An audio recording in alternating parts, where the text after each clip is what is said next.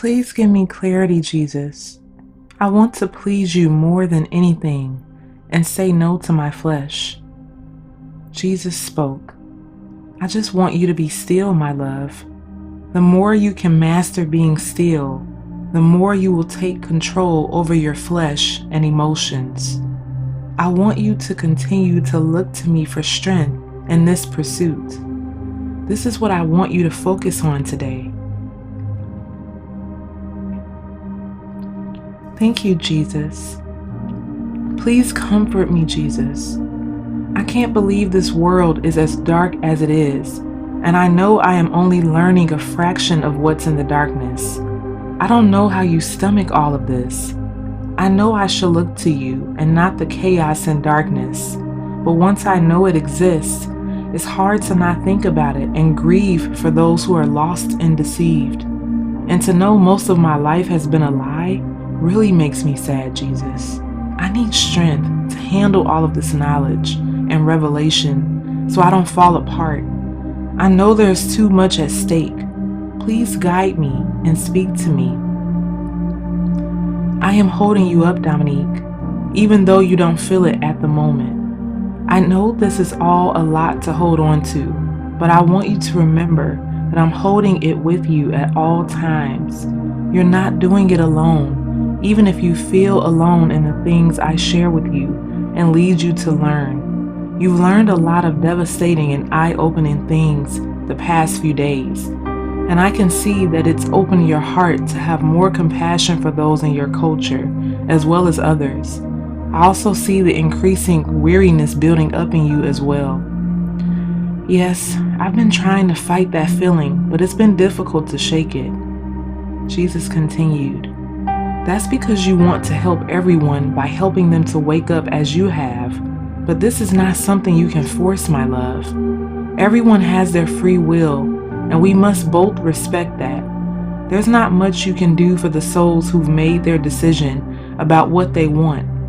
You can, of course, continue to intercede for them as you do in your heart and continue to share these revelations as I lead you, but that is the extent of what you can do.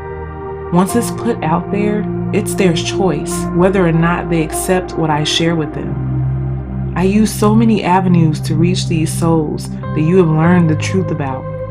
And as your husband shared with you earlier, many of them feel they've gone too deep into the darkness to be saved, so they stay where they believe they're accepted.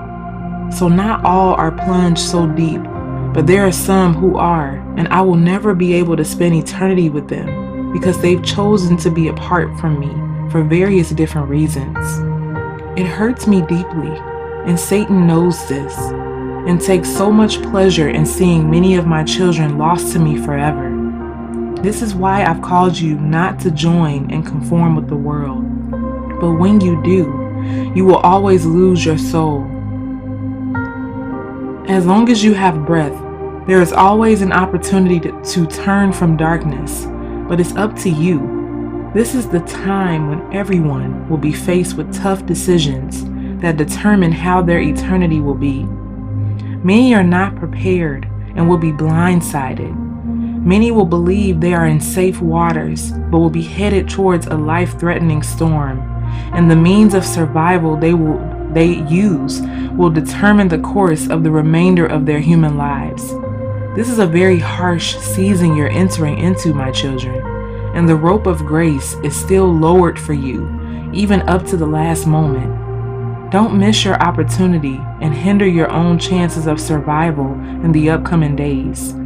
Satan will come at you with a powerful force because he believes he is gaining momentum because of how easily he has been able to infiltrate America and many other countries to turn their backs on me. But just as the tides have turned and evil has gained a foothold, the tides will turn again in a positive direction. All hope isn't lost, and everything will be set back in order according to my will. The chaos you're experiencing will not last always, but there is a purpose for why I'm allowing it to go as far as it has gone in this current time. Be patient, my children. Keep praying. Keep persevering. Keep allowing me to lead and guide you. Keep being my light wherever you go, and you will see yourself on the other side of these rough times. Keep denying yourselves and offering up whatever you can in sacrifice to me. No matter how little, I use it all. Be sincere, and you will get very far. Trust in me always. And that was the end of Jesus' message. So, here he is, as always, just giving us encouragement and direction to really just lean on him. And I needed this in this moment. I really needed these words from him because it has been dark. So much of what he's showing me about the world and about the days that we're in and the days that are coming is so dark. But even in the midst of that darkness, he is our hope.